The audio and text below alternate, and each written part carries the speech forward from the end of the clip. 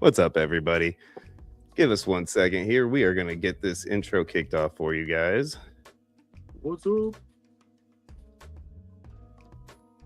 Because of some technological difficulties, it didn't start out the way that we wanted it. 10,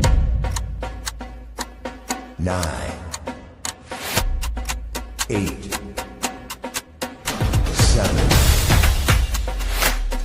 6, 5, 4, 3, 2,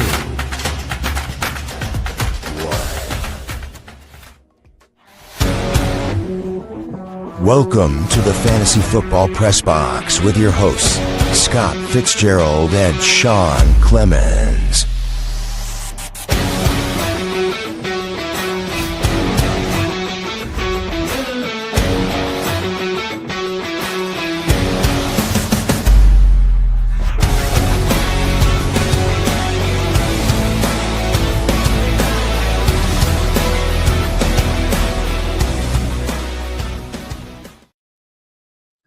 All right, there we go. That is how the show is supposed to start. So good. Not with us in our background chatter because the intro was not set to go because we had some technological difficulties. And that's what happens when Sean's here running the show without Scott, right? That's how things work. It's just a kabacle right out the gate. So here we are today. Got my buddy here, Dan. He's a friend of ours from the show D-Gen Fantasy.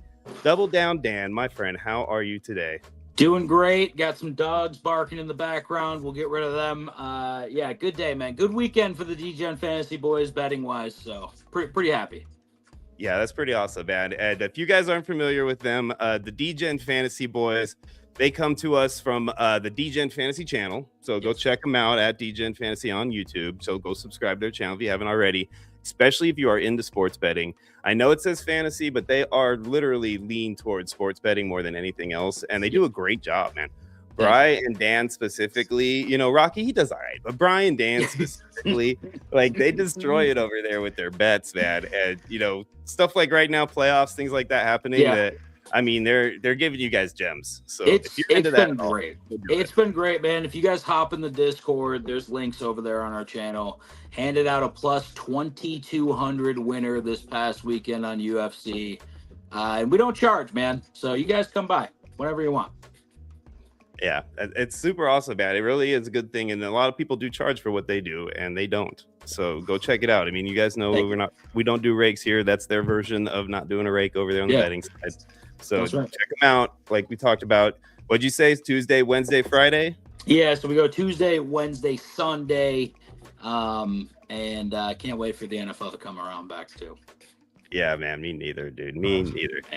Speaking of guys, right now, you know, a lot of you guys are coming in. I know you're checking out the show. You want to get in on this giveaway that we're doing here. So D-Gen Fantasy is our word for the day, guys. So if you're in the comments right now and you type D-Gen Fantasy in the comments, you will be entered into our giveaway for one free entry into our $10 best ball games. Everybody knows the brackets, how we run things. It's $10 best ball game. Winner gets 100, second place gets 20, and then the top 16 of all leagues gets entered into our $1,000 bonus bracket. So guys, check it out. If you haven't already, feel free to hit me up at any point in time for some questions.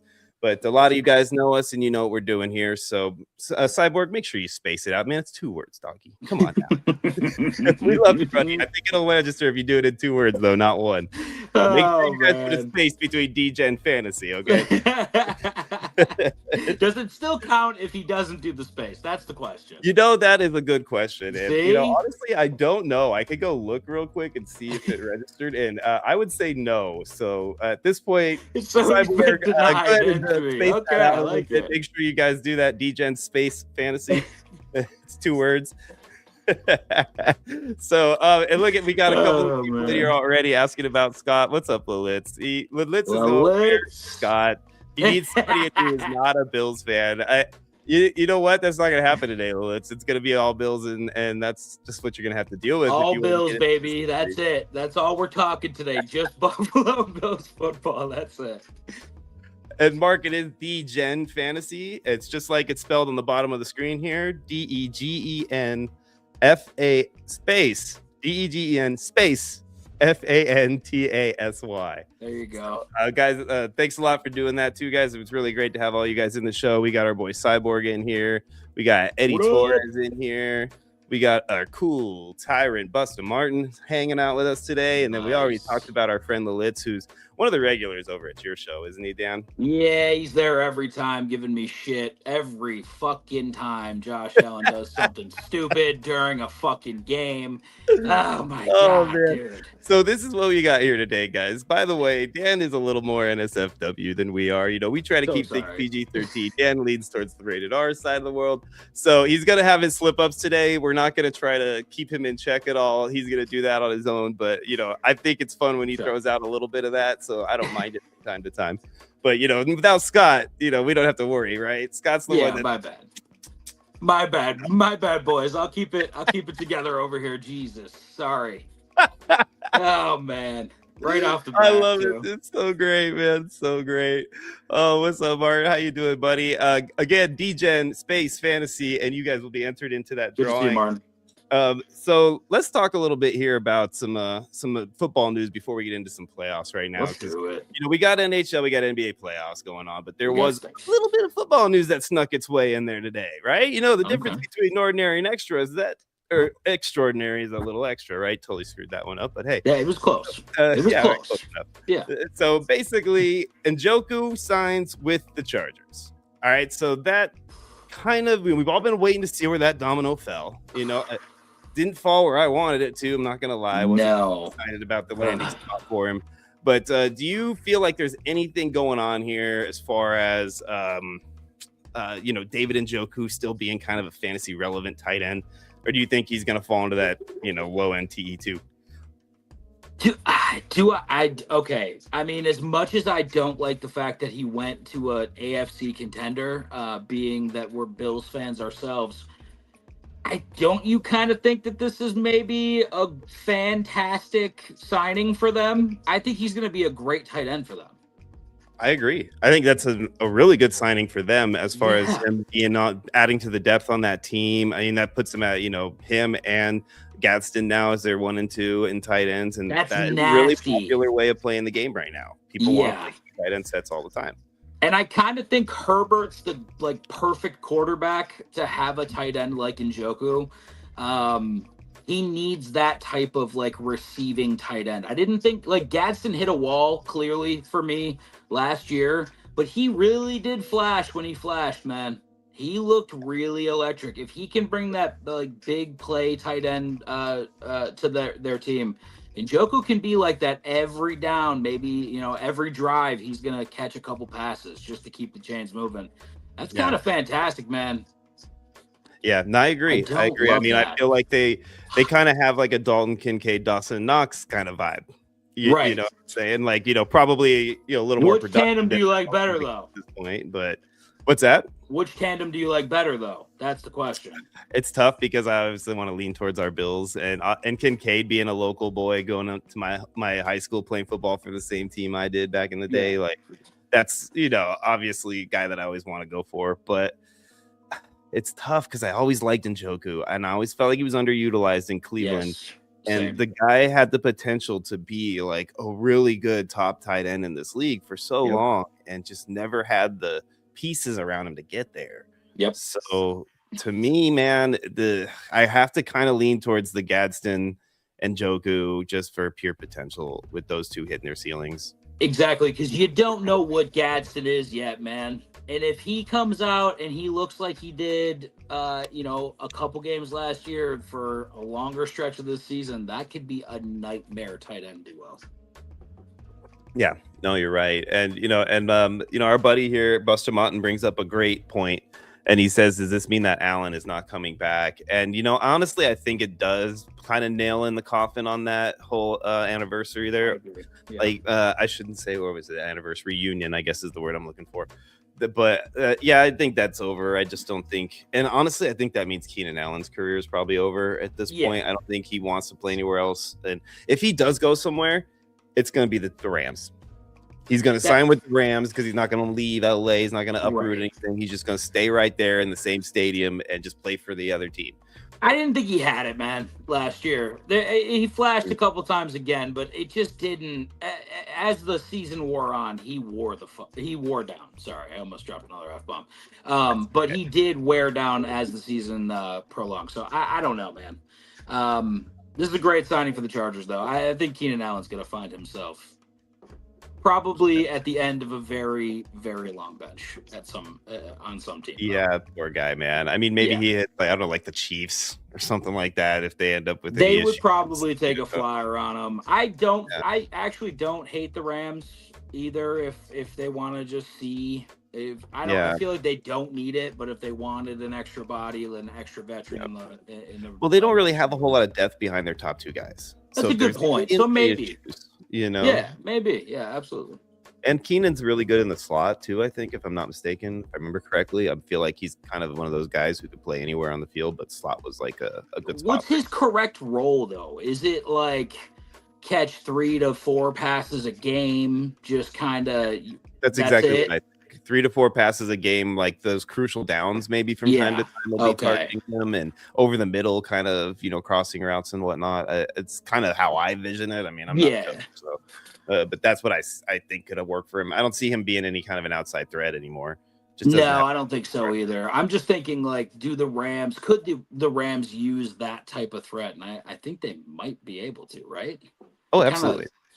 Yeah. Love any wide receiver with Stafford first and foremost, right? Well, they're the outside guys, so he can do that middle dirty work. Yeah, exactly. Let the divas be divas. Yeah, and they got, honestly, Keenan Allen coming from an offense where, like, who they're going to focus on? Lad McConkey? Like, you know what I mean? Like, going to a two wide receiver tandem that, like, is going to be heavily guarded because they're so talented. You know what I mean? He might if he goes to the Rams, he might have a decent season. Yep. It's giant holes for him to expose, and he's a savvy kind of guy who will sit in the right spots and things like that when needed. So that's exactly what I think. The Rams wouldn't be a bad spot for him. It really wouldn't, especially because they passed on a good weapon to help out the team by taking Ty Simpson in the first round and everything, bringing in a guy who could be, even though he's not like a splash or anything, he's still very good for that offense and the situation they're in to try to make a run. Right. Did you break that down? Did you talk about the Ty Simpson pick? No, we didn't really talk much. We did after the draft, but not like over the last couple of weeks. But I mean, after all the whole talk about everything going on with the coach on we haven't talked about that whole dynamic yet. Weird though, right? Like, I still think if he's in his Super Bowl window, Stafford, why wouldn't you spend that first round pick on something you needed? I don't know, man. I think Ty Simpson is not that guy.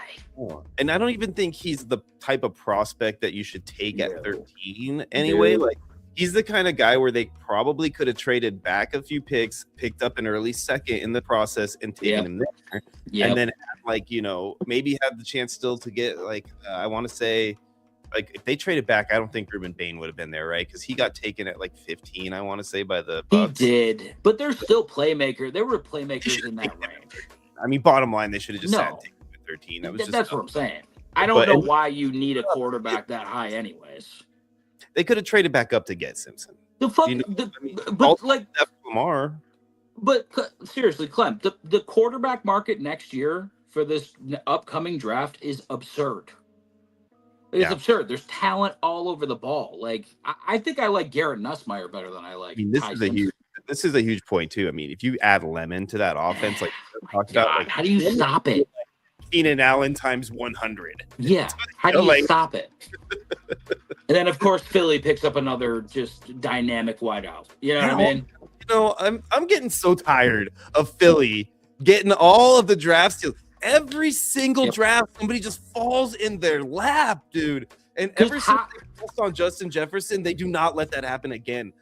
Every single time there's a high-rated player that's sitting on the board when they're there, they take them.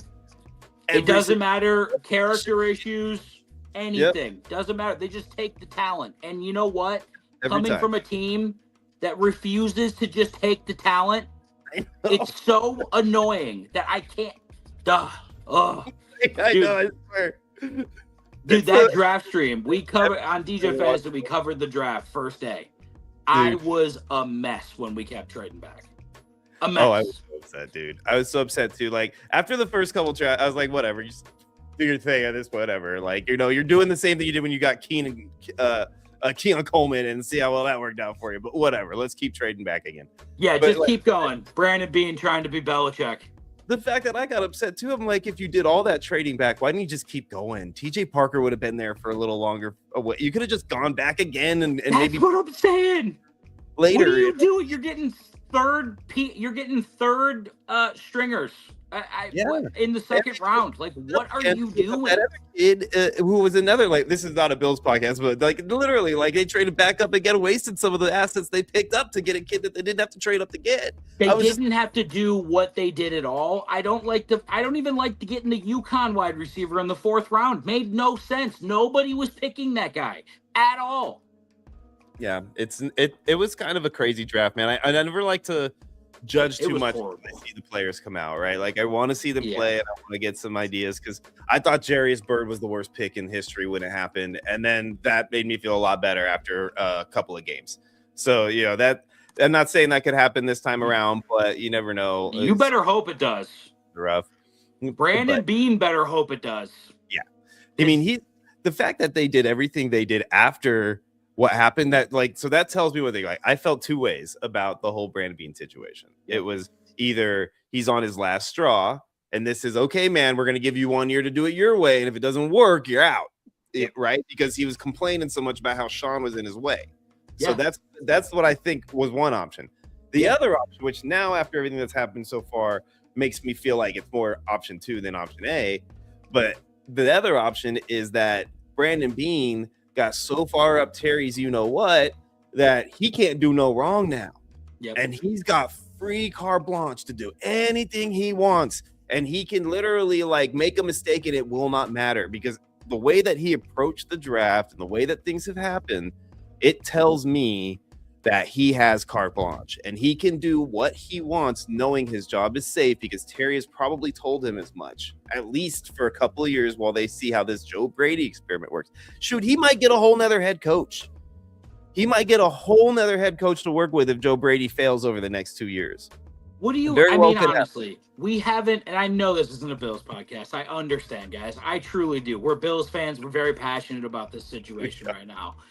When you have a team that has been building towards something for the last 8 years now, and they should have already taken the step to making a Super Bowl with the talent they have at quarterback, the talent they have at running back, this team is a good team.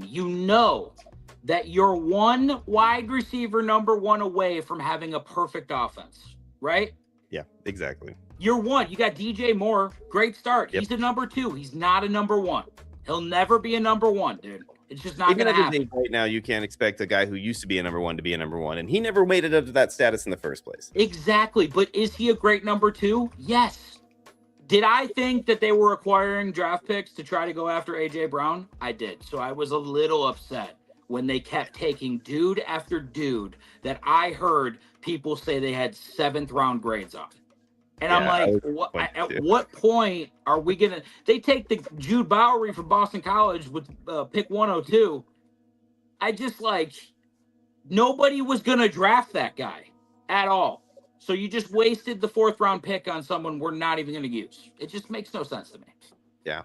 Hey, and you know what, Martin, I don't agree with that assessment, but that's Martin. We can't sit here and yell at somebody for that opinion at this point after everything that's happened, right? It's hard to defend some of the that hurt my heart.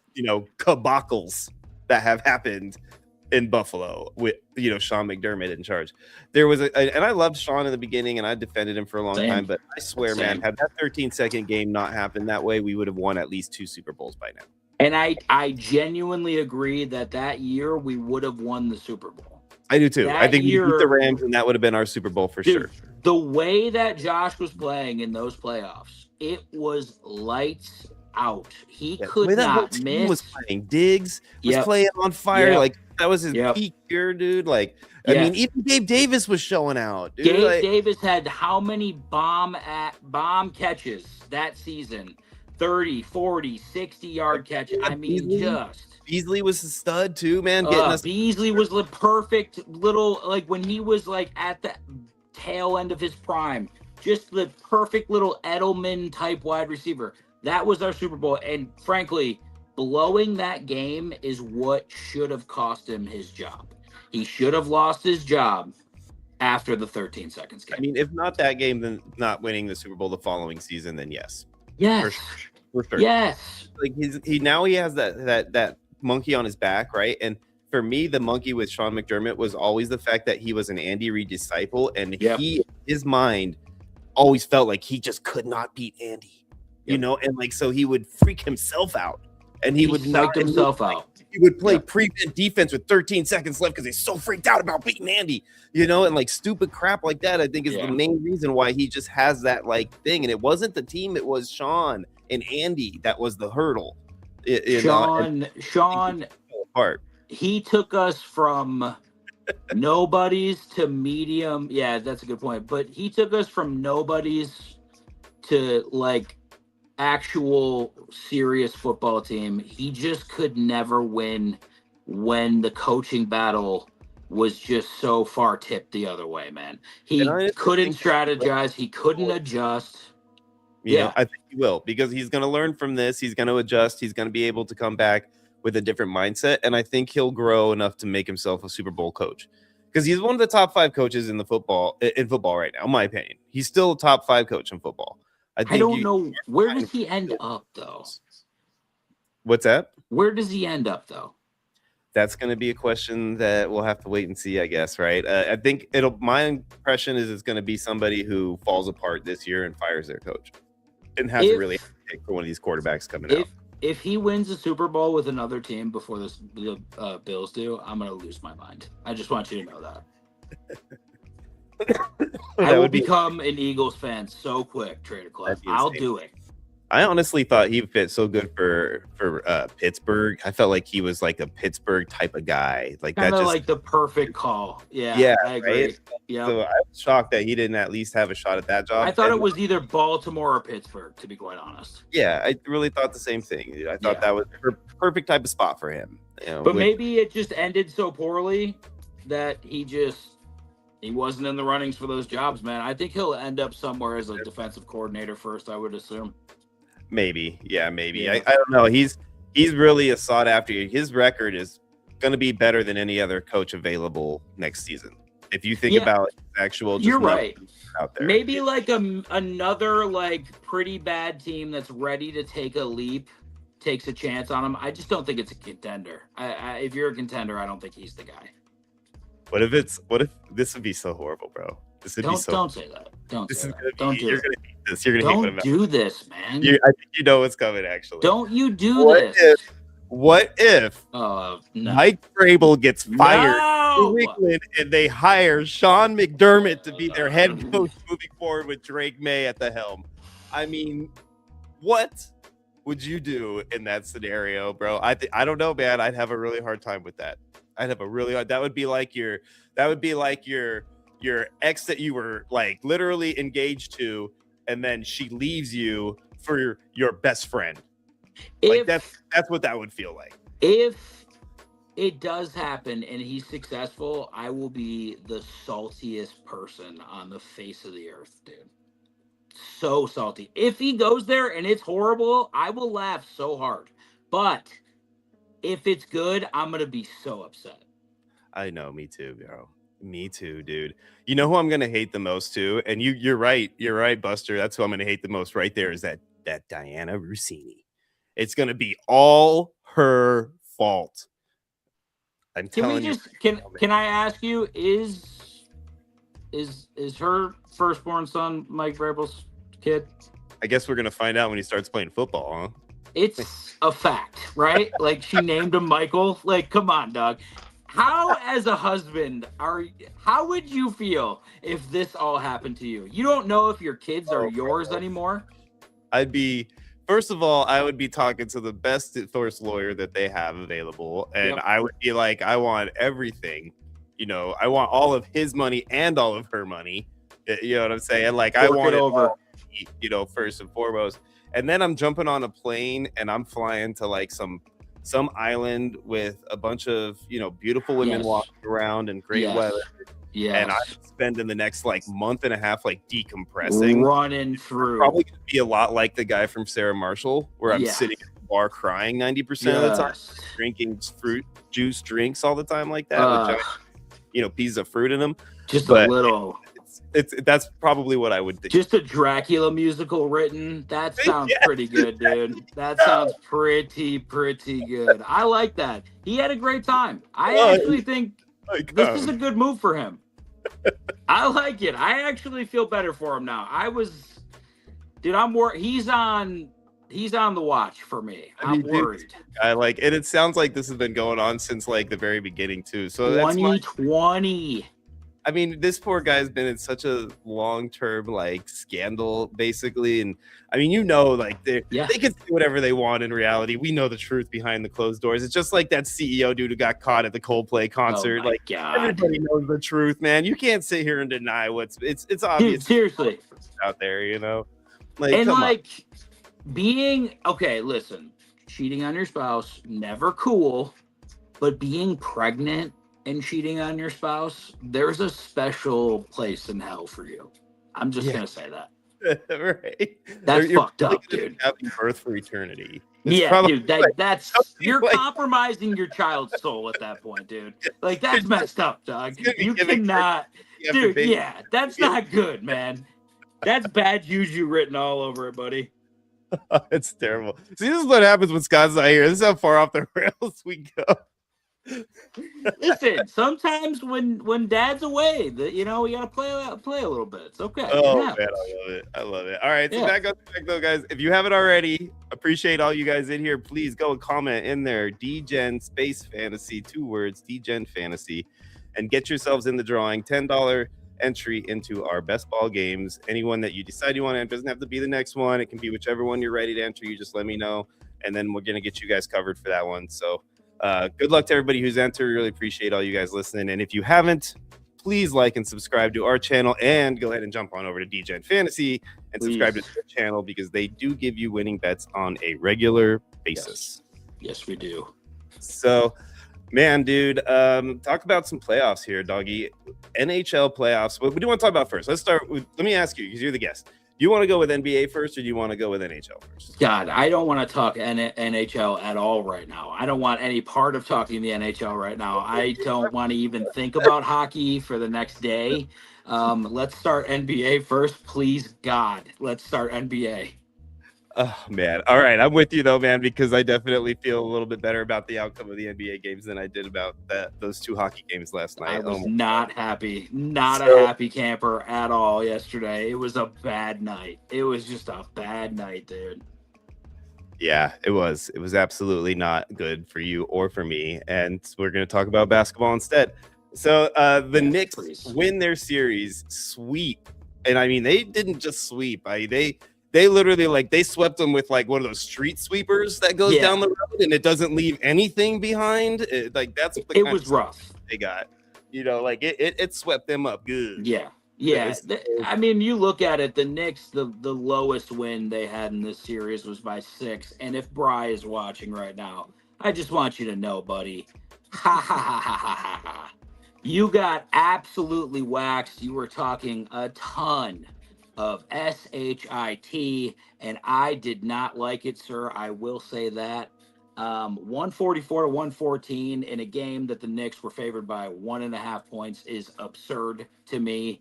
Bry, your city got questioned as a sports town afterwards because of how many Knicks fans were in attendance. You got to really look at yourself, dude. A lot of them were watching the other Philadelphia team lose. Yes, it's been a great listen. When Boston and Philadelphia are both out of every playoff that matters, it's a good day. I just want that to be well known. It's a great day. Oh man, New York is kicking butt right now, right? All their rivals are dropping like fries. Pretty good, buddy. Pretty good. Sabres way ahead of schedule. Pretty good. We're feeling good. Oh man, why am I forgetting the other? What was the other basketball game that happened? That on space Spurs. Spurs. Timmies. The Timmies tied it up at 2-2. Yep. Yeah, and we got to talk about elbows Wembayama over here. I didn't see the play. Did you? Like, absolutely on purpose. Oh, it was bad. I haven't seen this play yet. You haven't seen it? No, I watched a little bit, and then I was so upset last night, dude. Oh, Just bro. did not want to even watch sports, dude. You got to watch that. Just watch the clip of that play if you can pull it up at your computer or something. Real quick. I'll pull it up. I'm telling you, man, that elbow, like, it is 100% intentional. It looks to me like it's obviously intentional because he kind of like looks at dude and says, "Oh, hell no," and just straight in the face, and like he catches him straight in the jaw. Because he's a tall ass kid too. You know what I'm saying? 7'6". This and he's at somebody's face already. Oh my god! Like, he did one of these, like he was ripping he did this and then brought the ball over and tried to kind of like, you know what I'm saying? Like, oh he kind of Lord, ball back to be like, oh, that was just me moving the ball, but it didn't really work. Everybody saw it, and he got a flagrant 2 and ejected from the game, which honestly I feel like is the reason they lost, because the Minnesota didn't win by enough to cover the points that he would have brought to the table. So that was a pretty big move, and there's talk he might get suspended now moving forward because of it. So if he gets suspended for another game, that's... And I'm reading on Google right now. There will be no further discipline for Spurs star Victor Wembanyama after he was ejected. Oh my! Well, at least not from the league, right? Maybe from some of the opposing teams on the next game. Hey, listen, the NBA is soft as baby tush, dude. They are gonna do nothing about this. Nobody wants to even see Wembanyama. He's 7'6" on a short day, dude. All right. I don't think anything's gonna happen to this guy. They're not playing the Pistons. No, I mean, wow, he hit him hard though. You see it, yeah, right? I just saw it now. I'm saying, and it's obviously like for sure. I meant to hit you in the face with this elbow. It's not. That's a UFC throw. That's not no basketball move by any means. Yeah, he hit him. He got him. He hit him. Wow. The only thing stopping him from not getting suspended is that the dude actually took it like a man. Had that knocked him out, like he would have been. And court, yeah, dude. But the NBA is such a for sure. Yeah, it's such a star-driven league that Adam Silver's never going to let him be suspended for a playoff game. It's just not going to happen, boys. So true, man. The NBA is the most fixed professional sport of all time. I'd say it's probably most dysfunctional professional league, in my opinion, is the NBA, because it just seems like it's like the inmates from the asylum kind of a setup. You know what I'm saying? Yeah. And I just watched the slow-mo, which is maybe makes it look a little bit more intentional, but there's no, like, the play's ruled dead. There's no reason to even swing your elbow back. Like, that makes no sense, dude. He's kind of like, huh? I don't. Like, I didn't realize. Like, come on, bro. You don't know the rules, man. Come on. Yeah, I mean, the fact that he's not at least a 1-game suspension is crazy to me. That's what I'm saying too. And like you said, That's it's a star-driven league. It's because that's the only reason why he's not. If he wasn't who he is, then he'd probably get suspended. Yeah, if it was like you or me, we'd be fucking banned for life, dude. Yeah, Ron Artest suspended for the rest of the series.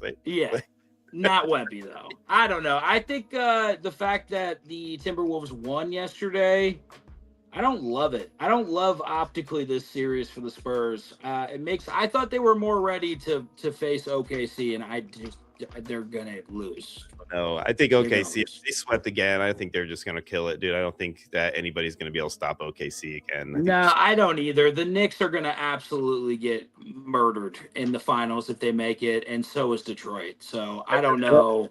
I like both the Knicks and the Tigers, so I would be rooting the Tigers. The Pistons. Yeah, what? The Tigers?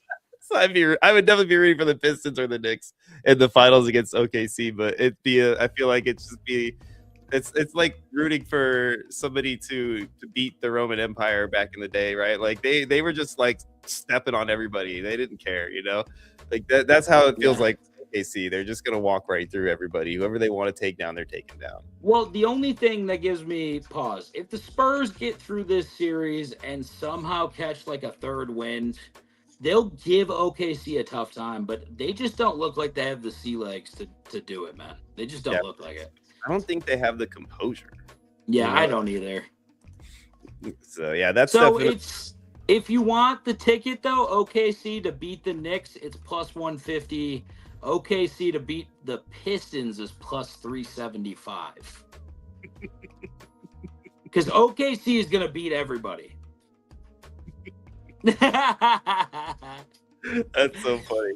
This is my niece and nephew shirt. It's got my nephews and my niece on it all over the place, and my little flower pattern mixed in there. You can see, oh, look, there's both of them right there. There's my twins. But so I appreciate you mentioning the shirt, though. I think it's one of my faves. So, anyways, then let's talk a little hockey. Then, well, actually, no. Before we do that, we already talked about the Pistons and the OKC is there. So it's going to be OKC and the Spurs. You think in the end? Yeah, I was a little bit more confident before the Timmies just tied it up. I don't know what that elbow is gonna do. Maybe it'll galvanize them a little bit. I can't see the Timmies doing it, but if they do, it's going to be a 7-game series. It's going to be grueling. OKC's going to be done tonight. The Lakers have already packed for Cancun. They are ready to go. LeBron does not want to play basketball right now. I actually already called it as a win in my mind. So but it's going to happen. Tonight, they're 12.5-point favorites, minus 650 on the money line. This is a automatic win for the Thunder. LeBron is done. He's done. LeBron is in Cancun. Oh, look who shows up to a podcast every once in a while. Look at him, huh? The Quagmire. Giggity. Little Rocky Prop in the building. Good to see you, Rocky Prop. Oh, that's awesome. Look at so he shows up for ours and not yours, huh? Yeah, he likes to show up for everybody else's podcast but his actual own. It's the craziest thing I've ever seen. Craziest. Oh man! So if you guys don't know, Rocky is co-host over at DJ Fantasy, and when you get Rocky on the air, when he does actually show up, he's pretty good at it. He's great. Getting in there, he seems to be a little harder than it was in the past, but I think he's coming around, right? I mean, if you guys tell him how handsome he is, he'll probably want to be on more. I think that's really what he wants to hear. Yeah, he does. He has a tendency to go shirtless quite often. So for the ladies in the audience. Yeah, but the 0 ladies in everyone's audience, for sure. Especially Rockies. There's a lot of men in Rocky's DMs, for sure. Lots. We got Rocky a new hat recently that I think he's probably rocking right now, actually. It's a good hat, too, and honestly, I'm a little jealous that you didn't give me one as well, but I'll let him wear it with pride. Trader Clem is your dad. That's a good point. Can I say that actually the picture on Trader Clem's shirt is Rocky Prop. He transitioned. A lot of people don't know the other side. Rocky Prop did transition from a little girl. So that's Rocky Prop when he was younger. Good looking girl though. You know what I mean? That's why he's such a beautiful man. Oh, I love it. Oh, it's good to have you, Rock. So yeah, man. Let's move on to some hockey, dude. I know you don't want to. Let's talk hockey, man. Let's talk some hockey. All right, so let's start with we'll start with the first game of the day, and not to pick on you, but I'll take the last of it, and be that final like nail in the coffin with my Knights. Let's talk about your Sabres losing. I mean, dude, I thought that they had everything going for them, and they came in there and they just looked like crap.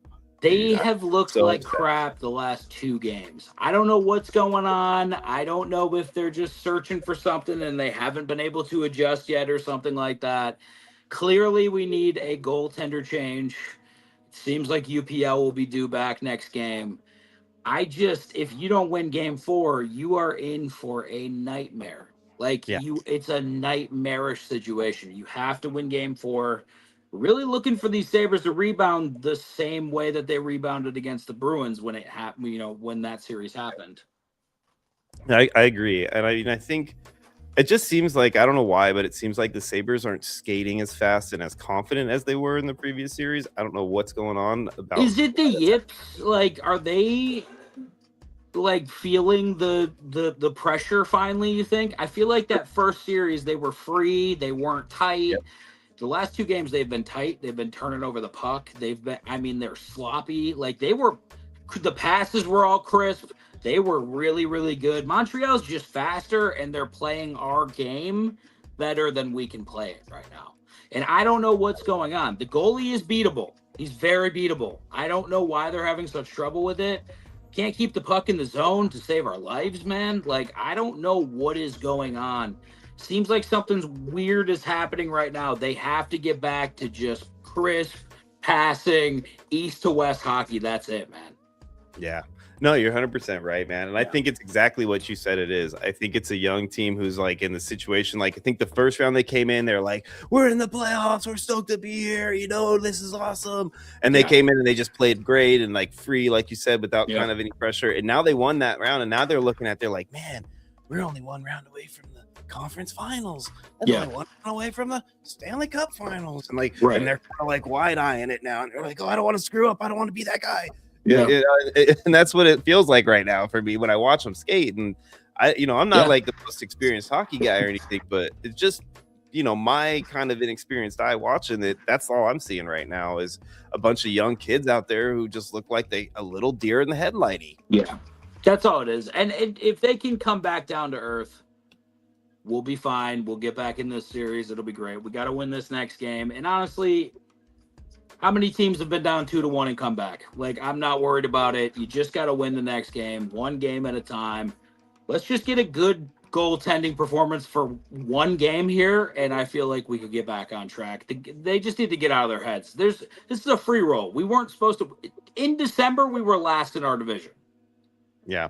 Like, the fact that we're here right now is just amazing. We're just happy to be in the playoffs again. Let's get through the series. Give them a little bit of a series at least. I don't want to see them get waxed by the Hurricanes. I'd rather be the team that gets waxed by the Hurricanes. That's fine. Yeah, exactly. I mean, if they win this game, they're back to home field advantage on a 3-game series, right? Yeah, like a home ice advantage in a 3-game exactly. Series. So yeah, it's definitely something that I just feel like all they got to do is win this game. If they win this game, they go back to Buffalo. And they can win that game. I think they could carry that momentum through Game 6. If they don't, it's going to be so raucous in there for Game 7 that I think just the energy alone should push them enough to beat that team. So at least I'd hope so, right? But I think the Canadians are beatable. Yeah, the Canadians are beatable. You just have to play how you've been playing. And if you don't, then you're going to lose this series. And if you do, you'll get through it and you'll win. Yeah. No, exactly. Yeah. And then, then you have to deal with Carolina when you move on, which is going to be a whole nother animal. These are my niece and nephews. This is my two twins right here. My twin niece and nephew. This is Kennedy on this side. This is Miles on this side. And this one right here on my arm right here. This is Little River. He's my other brother's youngest son. So his actually first son. So the youngest nephew. Anyway, let's go and talk about a little bit of these Panthers. God, what am I doing here? I just mixing sports up like crazy right now. I like it. Let's talk about the Carolina Hurricanes that swept again. I mean, they haven't lost a game yet. Do you think that there's a chance that they can run the table without losing an entire game? No. I mean, the entire thing without losing. I think this layoff that they're about to have, because I expect the Sabres Habs to maybe, like, I know people think the Habs are going to win in 5 or whatever. I don't think that's going to happen. I think it will be a 6 or 7 game series. When they come off that long layover because of the way the NHL did this, I don't know why they did this, why they started the second round when the first round was still happening. I don't like it. The same thing. It makes no sense. The Hurricanes they swept Philly, so they're just gonna sit here for a week and a half. I know. That's what I said too. What? I couldn't believe it. I was like, why are we on game 2 over here, and these guys are just starting over here because they finished. Yeah, give them 3 days. Like, even out the schedule a little bit. Now you're gonna be dealing with the Hurricanes on a week. They could take a vacation before the next round starts. Like, none of these series. The Knights are 2-2. The Avalanche and Wild played tonight. They're 2-1. It's not like any of these series. The Canadians are 2-1 too. It's not like any of these series are like they're going to be 4-1 or whatever. I don't understand why they did that at all. Yeah, it didn't make sense to me either. And I feel like it takes away from like the kind of flow for a team like Carolina, right? Like they're sweeping, right? So if they do it right when they're sweeping like they are, they should be playing for so many days and then around the same amount of days off, playing for so many days and then around the same amount of days off. Now it's like, played for so many days, almost no days off, played for so many days, a lot of days off, and now we got to play again. And it's now like I got to play in the Eastern Conference Finals, by the way. It's not like a second round series. It's the finals. So yeah, exactly. I do think that whoever wins this Sabres Canadian series is going to win game 1 from the Hurricanes because they're going to be so rusty.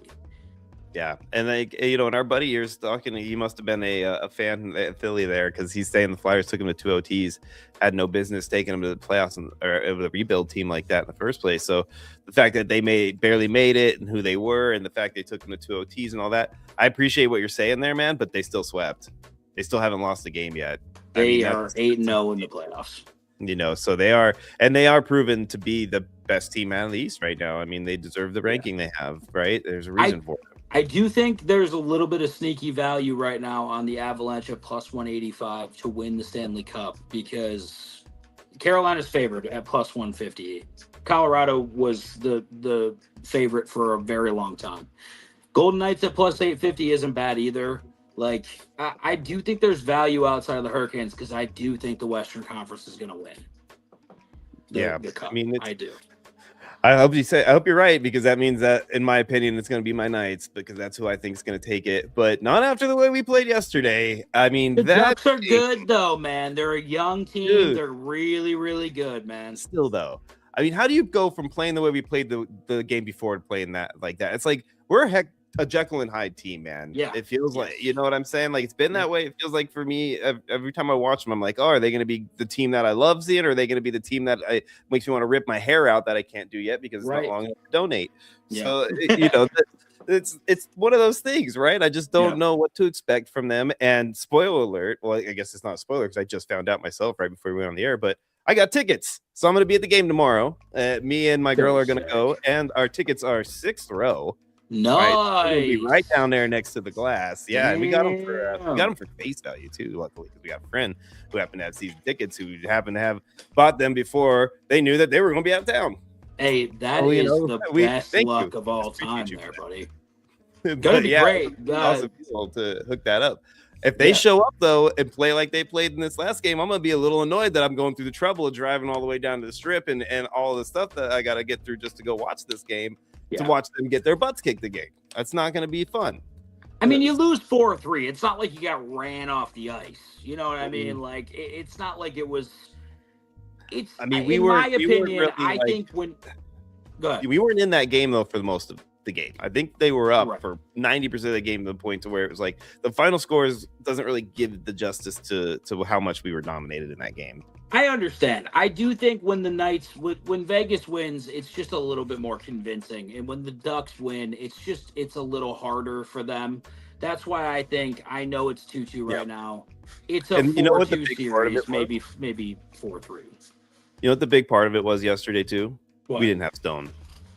Stone wasn't. Is he out again, by the way? I don't know what's going to happen with him yet. I haven't heard anything as of right now. If anybody knows anything in the audience, you guys feel free to pop it in the comments and let us know. But I haven't heard anything as far as that's concerned. I'm concerned about him being in a non-contact injury situation like that. That's always scary. So I don't know what's up with it, with the situation. He's the type of guy that plays through so many injuries on a regular basis that it's definitely, if he's not playing, it's because he can't play. Like most people would have probably not played a while ago, and this guy fought through it to this point. So, if he's going to end up having to sit again, then there's a reason for it. Damn, you don't like to see that either because he is an integral part to that team, man. Yeah, I totally agree, man. It's Stone is like, not only is he the really good player offensively, he really helps to spark a lot of things for them, and he's just kind of one of those right place, right time, passing properly kind of guys.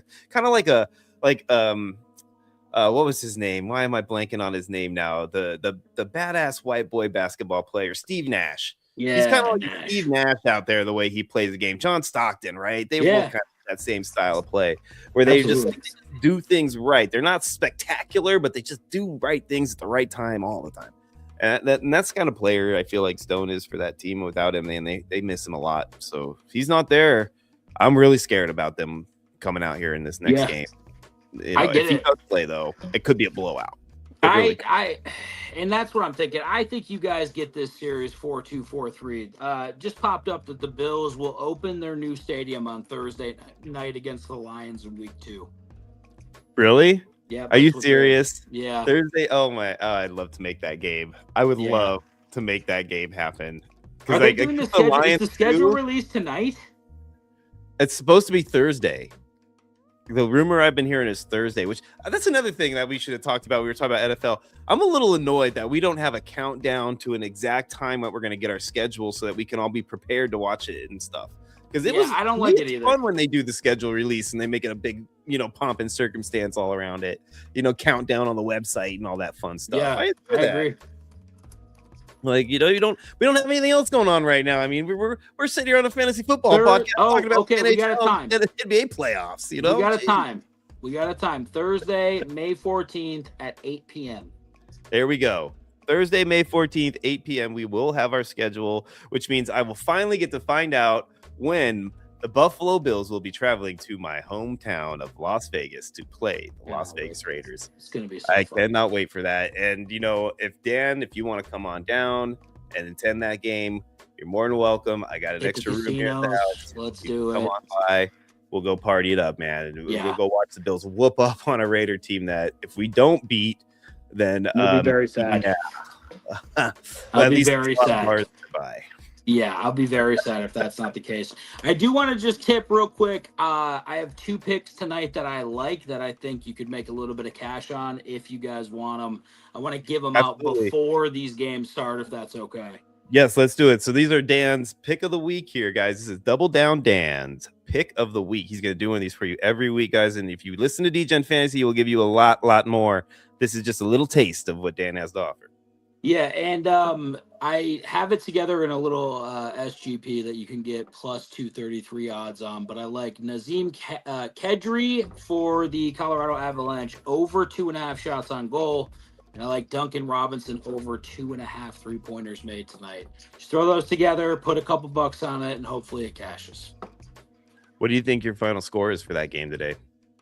Avalanche game? I think it's going to be another high scoring, probably like 5-2, 6-3 game. That's where I'm at. I think they're going to come out. They're going to be upset about the way things happened, and they're going to come out here and they're going to dominate. I think so too. The Avalanche are so good, man.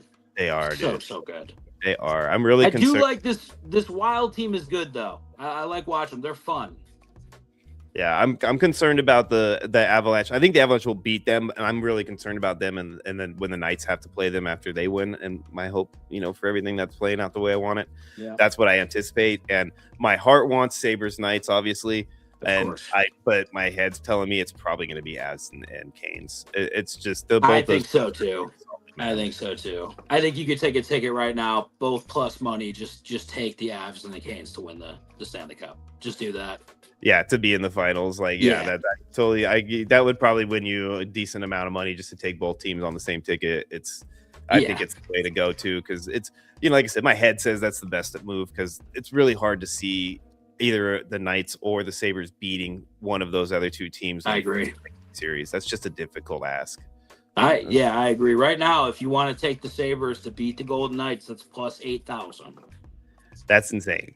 I have the Knights beating the Sabres in the finals, of course, but that's again leaning towards my heart, not my head. But plus 7,000. I might put a couple bucks on these real quick. I don't know, dude. If that happens, you need to get out here, and we'll go to one of the games out here for the games.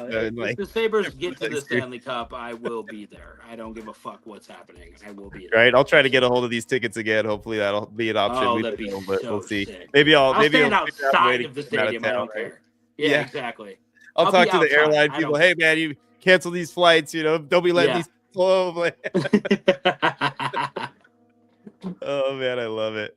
What's up, Joe? How you doing, man? Get in on this DGen Fantasy so we can get the giveaway, guys. If you haven't already, please like and subscribe to both our channel here, Sudden Death Fantasy Sports, and DGen Fantasy's channel over there, because you guys can get a lot of great insight from all of us. Fantasy on our side, betting on their side.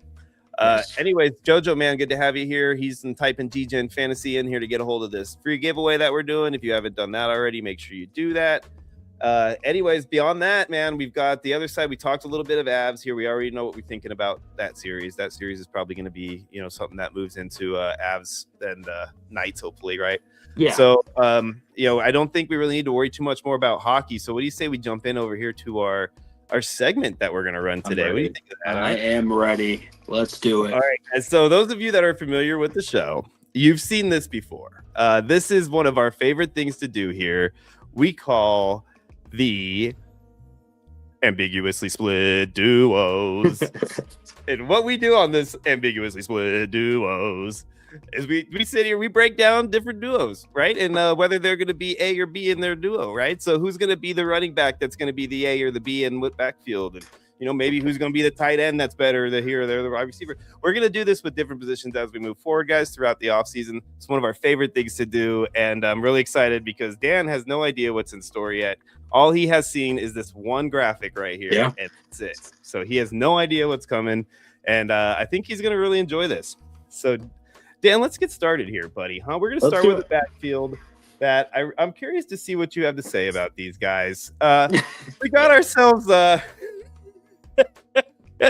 Tennessee Titans, baby. Yeah, wow. And a little Tony Pollard and a little Tajay Spears. Oh my God. So Dan, I mean, you can tell who I think is the A and the B in this scenario here. Go ahead and give me a little bit of breakdown on who you think out of this duo will be the leader in that backfield. Oh my God, I hate both of them. These guys are just, you can't depend on them at all. Let me go. I like the way, I like you have Tony Pollard A and Tajay Spears B. You can't rely on Tajay because he's going to get injured. You can't rely on Tony because he's going to get injured. But if they do both stay healthy, Tony Pollard is the A, in my opinion. It's just, do you want to have access to this offense? I'd rather get a running back that played in the Canadian Football League and just take the zero.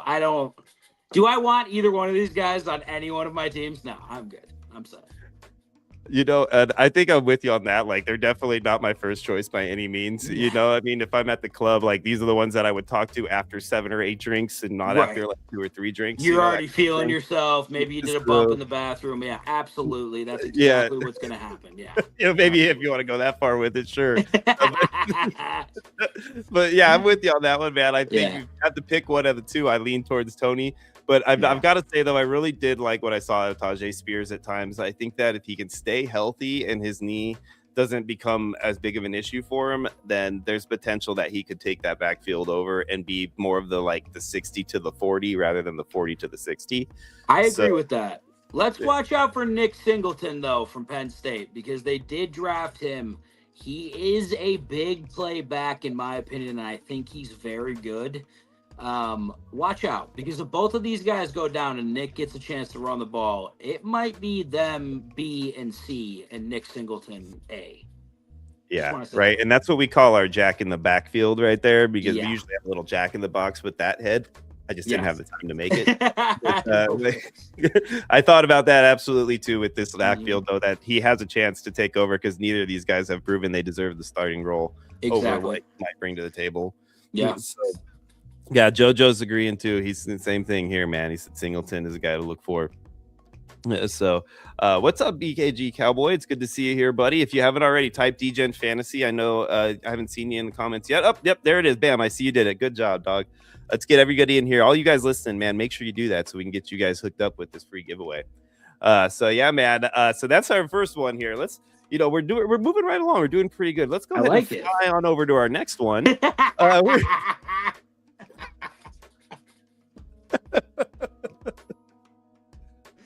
Oh man. So I don't see an A or a B. So who's A, who's B? So and this is one that I didn't have an A or a B yet. So this is why I didn't want to give away my A or B here, because I'm still confused. But this is the Commanders backfield. We got Jaworski Merritt over here, Corey Krosky Merritt, or Bill, if you want to go by that, along with Rashawn White. Don't understand so where between Bill the came two of from. these guys, with that amazingly awesome graphic. Yeah, I like it a lot. I mean, who out of these two guys, man, who do you think is going to be the one to take the cake here, doggy? I just listen. It's a great graphic. I think A is clearly Rashad White for me, and I think Jacory is a clear B. I'm partial to Rashad White. He won me a fantasy championship a couple seasons ago, so maybe I'm just still in la la land for that. But if he can stay healthy, I like what he brings to the backfield. He's decent blocking back, and I also think that out of the backfield, he's going to be dynamic. He's able to catch the ball. I think if this season goes well and Jaden Daniels can stay on the field, I think Rashad White might be in for like kind of a nice year. I'm with you, man. I think so White has always been kind of stuck in like a situation over there. Now, let me also say this. This is a guy that I haven't really had a whole lot of love for throughout his time. And I always thought that his performance per run was always very low. I didn't like his per carry yards per carry at all. And I've always worried that he's not a great runner once he's actually like vision wise and things like that. And, but what he's done is he's actually kind of flipped my opinion when it comes to the passing game. And the way that he catches the ball and the way that his vision is, I think he's just one of those guys who has better vision when the field is more open and he can get the ball without having having to bust through a line of defensive linemen and offensive linemen and trying to hit the right hole and all that. I think that's not his game. His game is like that wider open field with some blockers out in front of him, screen plays and, pitch outs and things of that nature. He's just not that up the gut runner, right? And so he does a great job at what he's good at. And if you utilize that properly, which Jaden Daniels is the kind of quarterback that will do perfectly for that, I think he could have the type of team or the type of impact that exactly what you said could be very valuable for that team. Yeah. Plus, they have a lot of pass catchers. You know what I'm saying? They have a lot of proven pass catchers in that offense right now. So a guy like White, who can come out of the backfield and snag a lot of those balls, is very valuable. I like Merritt a lot. Don't get me wrong. It's going to be closer to 50-50 than anything else, in all honesty. I don't know if there's an A or a B. They could both be AB if you want to call him that. Do you actually like him a lot, though? I don't. Not in this offense, man. I just like Merritt. I think Merritt is like a sneaky good kind of player. Not great, but good. So I think he'll have value right now. Whether or not he brings more to the table than White or anything, it's going to be a toss-up. It'll be so close, though, 50-50, that I don't know if it'll make a difference, honestly, in my opinion. Joey's definitely right, too. He says White will be the back to own this season. Catron, like Singleton, can earn more opportunities, too. Not a believer in Bill, but the team likes him. This backfield can be a full-blown committee, which is exactly what we just talked about. I do agree with that. Totally. I'm not as high on Catron Allen as I am on Nick Singleton, though. And I do think, when it really comes down to it, with the added pass catching for Rashad White, I just think he's going to be the clear number one by the end of the year, man. That's what I think. I don't believe in Bill at all. I just don't. I don't think he's that good. He's not a Bill lever, I guess. No, I'm not. In both iterations of that right now, I'm very upset with the Bills. Very. Yeah, I know. I've been hearing you on the show talking bad about him. To the point where sometimes I have to take a break. Dude, I got to take a break for myself. I don't even want to talk like this. I want to be nice about the Bills, but I can't right now. Oh man! All right, so let's move on to the next one here, man. And you know what? Let's drive on into the last group of guys that we have today, and we're looking at our buddies over at the Texans backfield. We got Woody Marks and David Montgomery. Oh my god! Again, no A, no B here, because I do feel like there's a clear-cut A to an extent, but I mean, I just liked so much what I saw out of Woody that it was hard for me to snag an A or B for them yet. So I was going to let you tell me first what your thoughts were. Okay, before I answer, is this the handcuff you would have wanted for Woody Marks? Initially, absolutely not. I wanted Woody to have the full-blown opportunity that I feel like he deserves, but that obviously didn't happen. Because I think he kind of deserves it, right? There were times last year where I thought he kind of could be something. Just something. If they can get that offensive line, and that's a big if with the Texans, if they can get the offensive line kind of filled out and just playing a little bit better, I think that he can CJ Stroud looks like a shell of himself. It looks like they're going to have to rely on defense and run the ball and kill clock. I like Woody Marks for that. I don't like bringing David Montgomery in here at all. I don't like it. Yeah, I didn't think it was necessary. I thought there was other areas they could have brought in players to be more beneficial for the team build than what David would have brought to the table. But David does seem like an amazing teammate type of guy, and I think that Raheem Morris really is not Raheem Morris. Whatever, whoever it is over there, I don't know why I'm blanking on his name right now. But their head coach over there in Texas, the Texans, he really D'Amico Ryans. Yeah, he really likes those types of high character leadership role players. He really does, I think.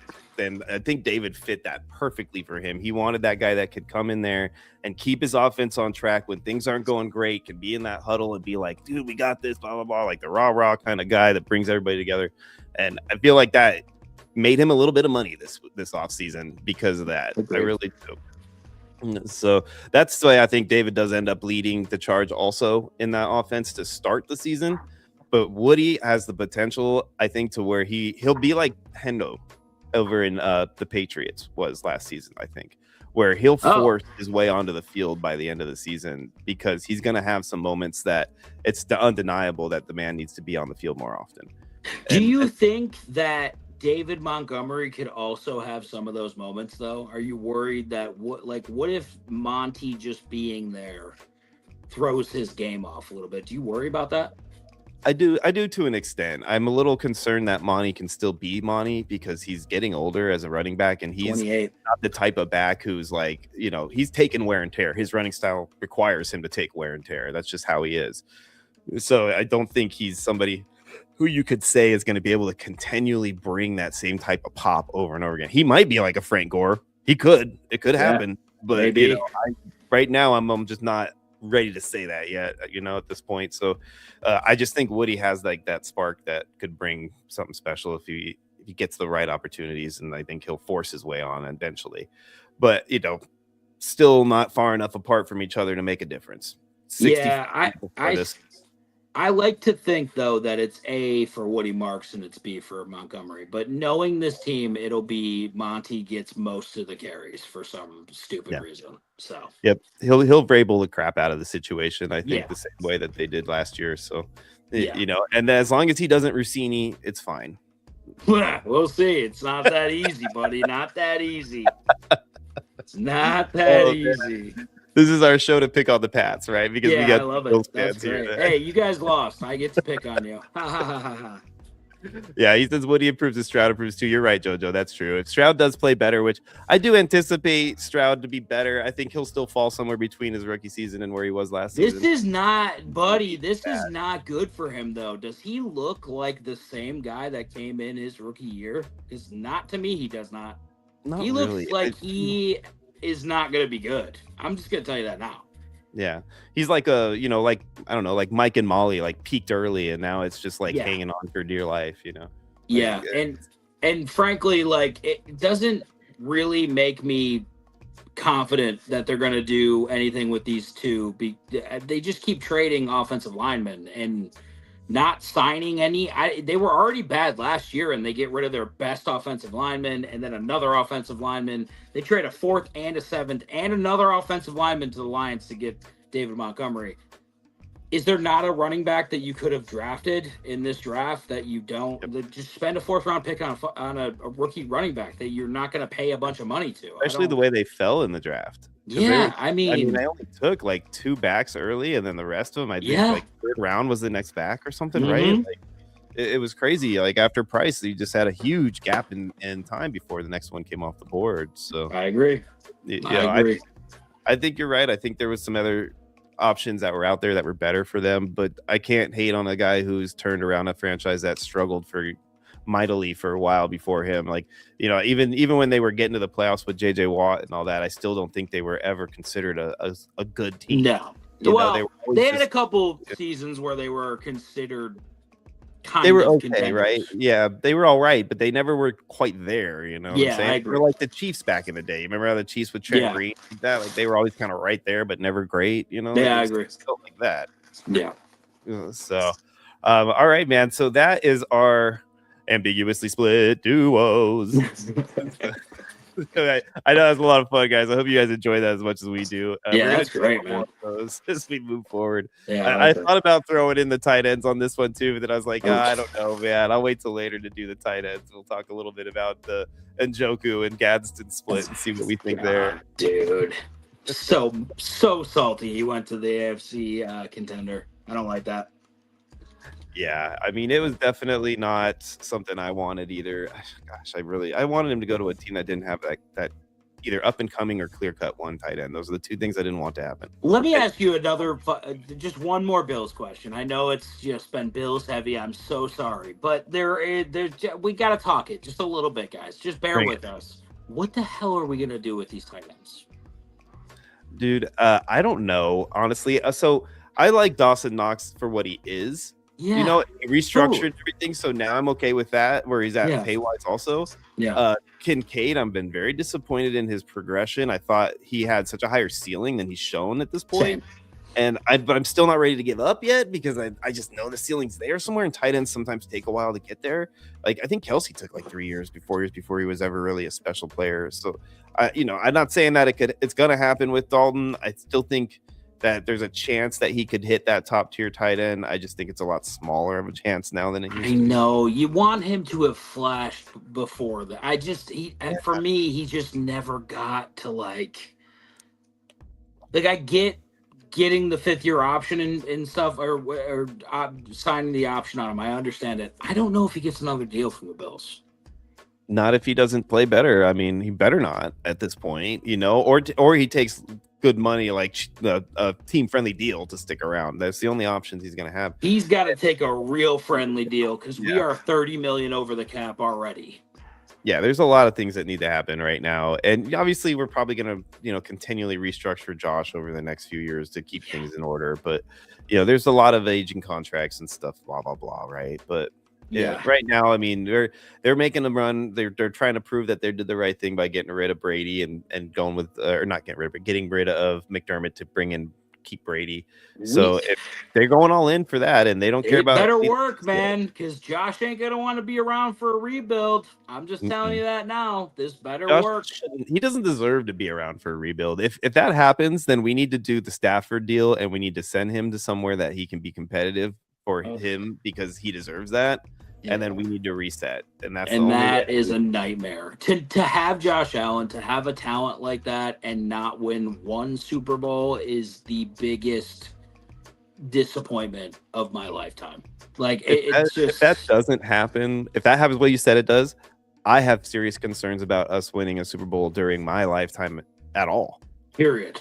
Because like this is not something that comes around. Like we're not the Chiefs. We don't go back to back with our great quarterbacks all of a sudden. We're not, the Patriots who seem to fall into all this awesomeness every time. That doesn't happen to Buffalo. Takes us years. It took us decades to get to the point literally where we got Josh. 17 years? Yeah, dude. Yeah. I will be dead. My formative high school years where everybody was laughing at my Bills hats because I'm way out here in Vegas and I'm the only one walking around dumb enough to wear a Bills hat. Yeah. I mean, you kind of brought that upon yourself. You could have held out for the Raiders. That at least they have a Super Bowl. I could never be a Raider fan, dude. I can't. Like, it's in my blood, dude. I'm a Bills fan. And even the Bills chose me as much as I chose them, dog. It's just that's true. I know. So, all right, we're getting up on the clock here, guys. If you haven't already, make sure you do this. This is the last call for you guys. We got a decent amount of you guys in here already. DGen Fantasy is our buzzword today, guys. So type in the term DGen space fantasy, 2 words, and you'll get into the drawing. Currently, right now, I'm just going to double check here and refresh this bad boy so I make sure I get us with the right amount of people that are currently entered in here. And right now we're looking at, I'm seeing 12 people. I think it's more than that, though. So I'm going to refresh us here again and get this back up to normal.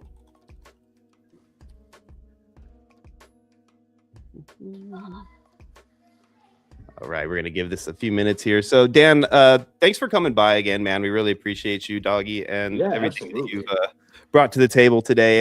You're going to be sticking around with us, right? Yeah, absolutely. How long am I on for? We got about 3 weeks here before now. After this week, of course, we got 3 more weeks without Scotty, and then I believe three or four, maybe. We might have a fourth week in there without Scotty. So we'll have to kind of see how that plays out. Yeah. No, I'm without down. him. But I think we can I'm work here. with it. You're there. Yeah, I'm absolutely here. Hopefully you guys aren't sick of me by the end, and yeah, hopefully we win a little bit of money while I'm here too. Yeah, absolutely, man. I hope so too, because I'm excited to have you around, man. I think it's a lot of fun when you're on the show. You know, I'm gonna see if I can get maybe a few more people on. Maybe we can get a couple of guys on. Maybe Brian and Rocky might come on one of these weeks. Yeah. If we can get around, and we'll try to get a few more of the other guys that I know on here and do another. Well, let's see. We do Wheel of Difficult Decisions with you, man. I don't know if you played that yet, but that's a lot of fun. Cool. Yeah, let's do that. So yeah, man, there's a lot of we got a lot of options, man. We can have some fun with this, dude. We really can. I think it'll be good. I think Scott's gonna be a little jealous. I'm gonna be honest with you. I agree. I think Scott is gonna be extremely jealous. I mean, Good. he, as he should be, right? Yeah, I kind of want him to be. It makes me feel like a pretty girl. You know what I mean? I like it. Makes you feel like a pretty girl. That's so Yeah, great. it makes me feel like a little pretty girl. You know. So for some reason, my little counter is messing with me right now. So what I'm Cowboy says he sees 15. Yeah, there should be 15 entries in here, but my screen's only showing me with 6, and I've refreshed it a few times now, and it's not. So what I'm going to do let's keep chatting here for a little bit longer while I set up a backup with the wheel spin just to be safe. And another one. So I see 16 now. Yeah, we should have 60. I'm going to go through the comments and type everybody into the wheel while we're chatting here for a few minutes. Because do it. I don't know why this all of a sudden happened like that, but everything was working out great. And then I went back to it and it said it was the wrong amount of entries. I saw 5, and I know we have a lot more than 5. Yeah. So I refreshed it, and here we are now with 6, which obviously is not correct. So these are the things that happen when Scott's away and we're trying to play over here. Nothing seems to work right. But we can make it work either way, because this giveaway with the wheel thing works just as good. You just gotta set it up. That's all. Yeah, set it up. But we really got to get Scott back here just to watch us. Really, I feel like we're kind of off the rails, going all over the place. We talked about the Bills for at least 55 minutes. It's not even football season. I mean, we did too. I mean, we were bad about it too. We just literally sat there and chatted all Buffalo football the entire time. Right? Just absolutely yapping over here, dude. I could talk it all day. I'm gonna be honest with you. I could keep talking if you want. Man. I'm just not going to be able to stay PG while I do it. It's just not going to happen. Oh, that's all right. You keep going, doggy. All right. I'm working on these guys right now too. So give us some betting. All right. You gave us a couple of bets out there. You got any more little tidbits for the games that are going on later today? Yeah. I mean, if you're looking just to play sides, I'd probably say OKC is 100% a lock. So if you wanted to put those. Put that money. I know it's an astronomical money line, but I would take the under in the OKC game. I think 214.5 is it's too much. I don't think this game's going to be competitive at all. Like I said, LeBron gave up after game 2, so it's done. It's done here. Take OKC if you're going to take money lines. This Detroit and Cleveland series is weird, man. I don't know what to make of it. The way I think Detroit wins this series, I think Cleveland got real lucky winning a game. If Detroit shoots well, they'll be up 3-1. If they don't, and it's a 2-2 series, I worry that Detroit kind of starts wilting a little bit. Either way, I think the Pistons give the Knicks the best fight, and the Cavs, I think, get absolutely smoked. So I'm kind of hoping it's the Cavs as a Knicks fan. I kind of want to beat everybody. So that's what I'm going for. So have you been a Knicks fan like your whole life, or is it just because they're the closest New York team right now to you? So technically speaking, I think I should be a Toronto Raptors fan. Bry won't let me claim a Toronto team because he hates Canada. So I have to claim the Knicks. I've been a Knicks fan since I was young. Knicks, Sabres, Bills. We don't have a basketball team, or a baseball team. So I'm Knicks, Sabres, Bills, and Yankees. Unfortunately, I was gonna say, is it Yankees? Because everybody who I've talked to, all my Bills fan buddies, are all Yankee fans. Yeah, I gotta be a Yankees fan. All right, Edward. Thank you. I appreciate you coming by there, buddy. Yeah, let them know that we're about to do this drawing here too, Edward. I'm just running through and adding these guys in, make sure everybody's in here. I saw you were in there as well. That's Mr. Edward Torres, correct? Yes. Yeah, he's in there. I got him going too, so you can always come check it out. We'll be back on there. You can just when we get finished here and hit that rewind button? Yes, sir. Doggity dog. We're almost done here. We just got a I'm couple more here. wondering what you guys bet. Does your audience bet? What do you guys bet on anything or no? I think some of them do bet. I think we do have some bettors in on our audience here, guys. I mean, we're all you guys fans, taking? right? I want to know what you guys are taking. Bettors. Yeah, I want to know what you guys are taking though. I want to see some bets. Where's Lilitz? He's got to have a parlay for me tonight to take. Right? Where are you at? Did you take off on us? Yeah, he comes in and out. He's got things to do. I like to make up ideas about who Lilitz is in my head. All right, Jordan, he dabbles. What do you got tonight? What are you playing? All right. I think I'm almost done here too. Okay, put that up there. But I'm looking for the MVP odds right now.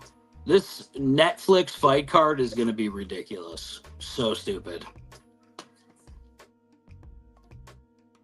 But if you don't put all your money on Francis Ngannou to win by knockout, you're just not a smart man. He's going to win.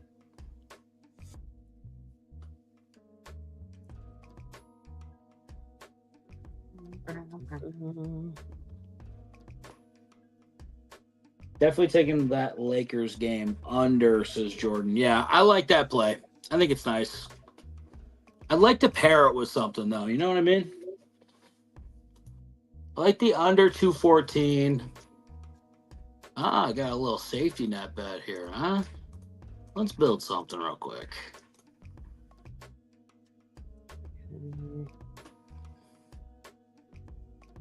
Who scores tonight?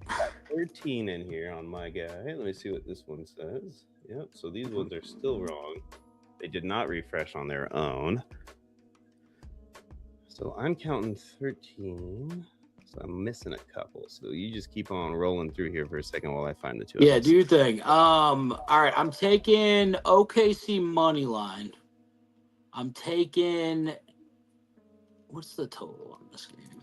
Is it 216 or 214? I think I'm going to take the 214.5 under.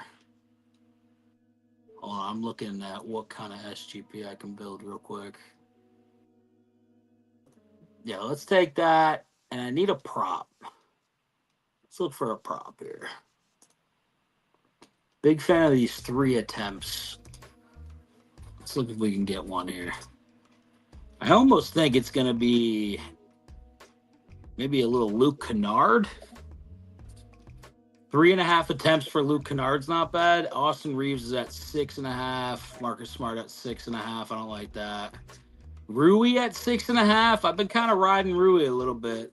Pause on that as well. Oh, that's what you don't have Martin in there. I feel like that's what I'm going to do. I'm taking Rui over 2.5 3-pointers made. Here's the full ticket. If you guys want to tag along, we'll do OKC money line under 214.5 and Rui over 2.5 threes made. 25 to win 137. If you guys want to get a little crazy with me tonight, feel like that's pretty good. Just a little bit.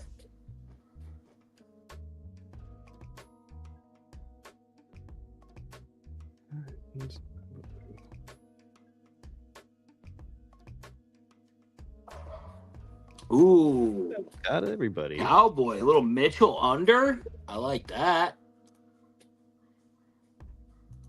What else you got in this Cleveland game? Somebody give me some Cleveland picks. All right, I've got 14 in here. I'm counting. Count them. I counted them all. I think 14 because it looked like 2 of them were repeats. Good deal. Because we had DGen in there twice. Like DGen Fantasy in there for DGen Fantasy. That was pretty funny, by the way. Figured I'd throw our hat in the ring there. You know, you never know. So yeah, that's in there. I think we got them all in there now. So we're looking at our ready to roll wheel here. So let me get our bad boy all set up for you guys. Yeah, I don't know what happened to those other ones. That's really frustrating for me. But hey, at least least we got this bad boy as a backup, right? Oh baby, we got the wheel. Wheelofgames.com. Yep, our wonderful wheel of difficult decisions is back, ladies and gentlemen. And I'm gonna actually upgrade the color scheme on this wheel for next time, but we're using it right now to back up since our other thing broke. And here we are. Yeah, we're here. So this is what we're going to do, guys. We're going to spin this bad boy right now. We're going to find out who wins, and whoever wins, you know how to get a hold of me on Sleeper. Trader Clem is my name. If you don't already have a DM with me, just find me on Sleepers, DM me so I know who you are. If you're not somebody I already know, then we'll get you set up. All you got to do is let me know what league you want to jump in, and then we're going to cover the cost for you guys. It's a $10 buy-in. Everybody wins 100 if they take first, 20 if they take second, and that ends after week 13 because the top 16 teams of all leagues will be entered into our $1,000 bonus bracket and work their way through the bracket for the remainder of the season. All right, man. Are you ready for this, Dan? Let's do it. I'm pumped. Who's going to win? Kind of hoping it's me. Kind of hoping it's him, he says. All right. Here it goes, ladies and gentlemen. Drum roll, please. I didn't hit the button in time. And I spelled horribly, but it is our buddy Martin Brundle. Yeah, there you go. I am so glad that he won because he stuck around. I'll show you last week and didn't get the win and was like, oh, darn. So I'm really stoked that he was able to take it down this week and get himself that free entry. And you know what to do, my friend. Just go ahead and shoot me over an invite or a DM and let me know when league you want to jump into, and we'll get you going. Right now, currently, we are filling League 9. If you guys haven't already jumped in, please go ahead and get in there if you want to play with us in those leagues. We'll have the next ones coming out. We're going to be launching about 31 more of them bad boys before we're done with this bracket. And then the triathlon game comes, which that's a whole new animal. Cannot wait. So, Dan, man, my friend, thank you so much for being here today, dog. You really appreciate it. Absolutely. Anytime. It was great. Had a good time, man. And you guys could tell, man, while you were waiting on me to get everything done, Dan knows what he's talking about when it comes to betting, and he's got two other guys, Rocky and Bry, over there with him that also have just as good of a savvy eye when it comes to the bets. Rocky's more of your parlay man. He likes to do parlays quite a bit. Oh my God, but you know, when you lose money on Rocky's parlays, you hedge your bets with Dan and Bry's single bets, and you guys will be just fine. Yeah, you guys will make some money. Come hang out if you guys want. Like I said, I'll be here for at least a month, right? The next couple weeks, I'll be here every Monday, so hopefully we can make some money. Hold down the board for us, man. Really appreciating that out of you. Absolutely, dude. Awesome, doggy. So again, thanks a lot, guys. If you haven't already, please subscribe to our channel as well as DGen Fantasies channel. We will be here for you guys next week on Monday at 3:30 West Coast, 6:30 East Coast. You guys were here today with us. We really appreciate you guys. Thank you so much, and we will see you guys next time.